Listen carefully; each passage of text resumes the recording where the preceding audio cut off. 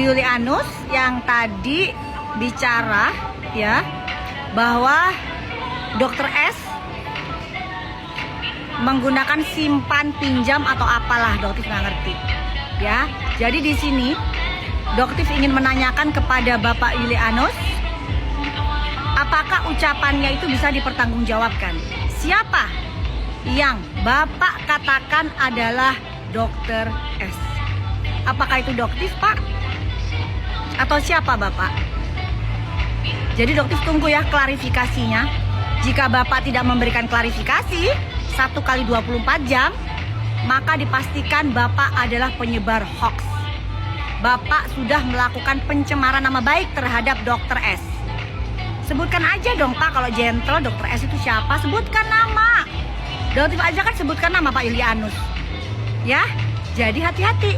Jangan sampai omongan Bapak itu sama seperti yang keluar dari Pak. Hanya ya, Bapak ini lawyer. Ya, jadi hati-hati omongannya itu.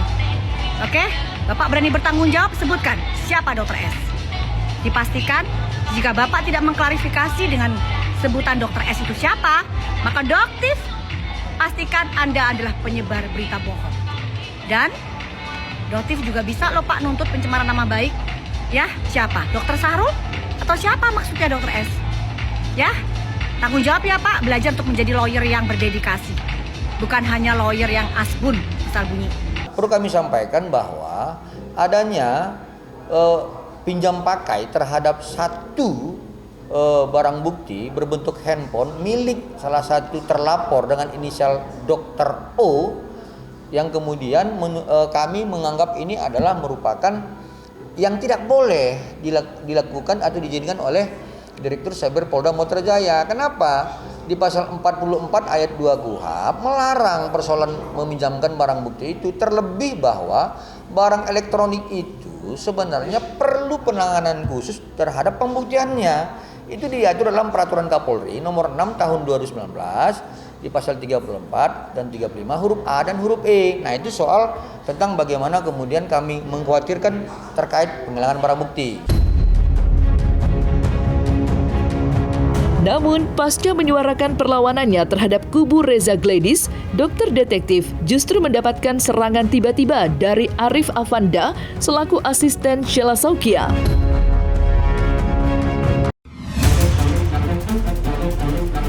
Saya tidak tahu ya, karena belum lihat itu dan belum dengar itu. Tetapi yang pasti, saya selalu sampaikan kepada rekan-rekan media bahwa itu adalah merupakan salah satu barang bukti sebagaimana pasal 39 KUHP yang kami sajikan kepada penyidik saat itu, yang kemudian sudah di-compare menjadi alat bukti sebagaimana pasal 184 KUHP. Dan hal itu juga sudah disampaikan oleh Kabid Humas Polda Metro Jaya melalui keterangan persnya.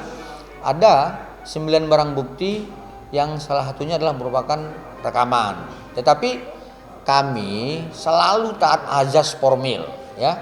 Kami tidak akan pernah mau membahas itu dan memperdebatkan itu dalam media. Ya, mohon maaf pada rekan-rekan dan kepada masyarakat, karena ini adalah merupakan kewenangan dari majelis hakim, penuntut umum dan kuasa hukum si tersangka nantinya di dalam proses peradilan. Nah ya, tapi kalau kemudian soal bagaimana azas formilnya, kami siap untuk berdiskusi dan menyampaikan hal-hal yang menurut kami harus dilakukan secara hukum normatif. Ya, sebenarnya klien kami mengetahui itu dari kami juga. Ketika kami itu mendapat informasi dari kerabat-kerabat kami yang dari Medan, kami kan wajar dong mempertanyakan kepada klien kami, kenapa ada rekaman yang beredar menurut informasi dari kerabat dari klien, dan itu sudah beredar di media sosial. Dan saat itu klien kami tidak mengetahui sudah beredarnya rekaman itu di media sosial.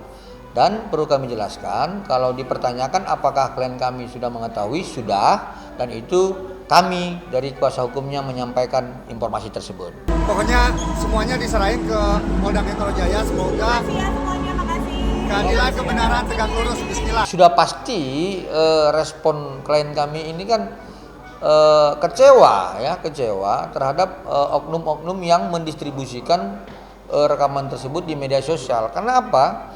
karena itu merupakan milik pribadi ya, jas pribadi klien kami yang kami telah sajikan di dalam proses di awal proses penyelidikan menjadi barang bukti yang tidak menjadi konsumsi publik.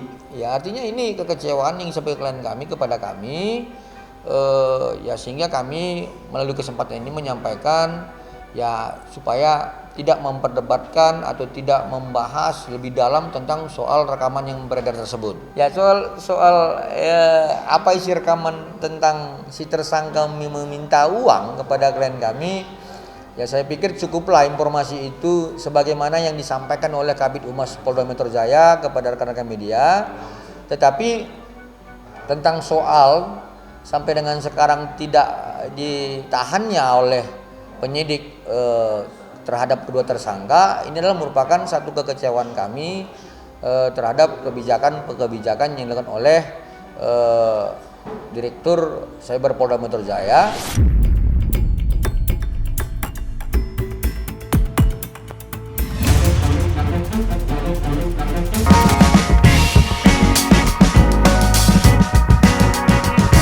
Ya, kalau dilihat dari kacamata Hidemang nih, hubungan mereka ini saya lihat hanya sebatas tentang sebuah public figure ataupun sebuah pekerjaan. Tetapi mereka juga ada kemiripan, yang mana saya melihat dari segi karakter wajahnya ini ada lekuk di bagian sini mirip sekali dengan Farel. Saya melihat karakter wajahnya, pandangan dari mata, lekuknya ini ada kemiripan dengan Farel, Puji dengan Farel. Tetapi untuk melakukan sebuah hubungan, ini yang harus dilakukan oleh Farel sendiri. Karena Puji adalah orang yang diam, sedangkan Farel adalah orang yang harus direspon. Aslinya si Puji ini adalah Farel ini adalah orang yang banyak memberikan effort kepada orang-orang yang seperti Puji tadi. Apalagi seorang public figure yang banyak berpengaruh di kalangan anak muda, apalagi sekarang nih zamannya sosial media. Begitu. Ketika mereka menjalin sebuah hubungan, mereka akan ditemui oleh karakter-karakter perempuan. Yang mana seorang Farel ini adalah orang yang harus dimanja, diberikan kata-kata ya bahasa romantis, begitu. Akan tetapi kalau saya melihat dalam segi karakter Puji ini adalah orang yang seperti stuck, diam. Dia hanya menggerakkan dalam segi link body saja untuk mengatakan A, B, C, D, susah sekali. Kecocokan dalam segi karakter saya merasa agak sedikit jauh ya. Agak lumayan jauh nih, karena karakter Puji adalah karakter orang yang diam, karakter Farel adalah orang yang aktif untuk bahasa humoris, manja dan sebagainya, begitu.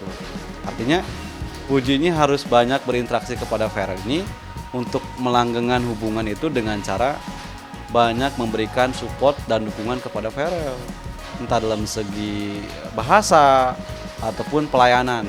Cocok sekali ketika mereka ini berdampingan, tetapi yang namanya perempuan dan laki-laki lah yang membimbing seorang perempuan. Akan tetapi harus balik lagi nih kepada Pujinya, sanggup tidak untuk memberikan bahasa effort kepada Farel. Saya melihat dari sebuah nama Farel dengan Puji, yang mana mempunyai karakter orang yang membangun.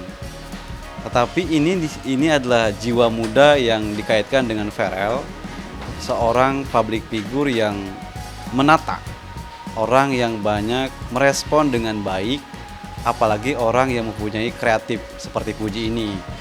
Tetapi di sini momen yang sangat unggul di bagian Puji, orang yang dikategorikan dalam 3 tahun ini sampai sekarang dari tahun kemarin selalu unggul dalam segi apapun. Makanya Puji melakukan sebuah kolaborasi dengan Farel, yang mana Farel saya lihat ada perjalanan yang mengarah kepada sebuah membangun untuk anak-anak muda begitu.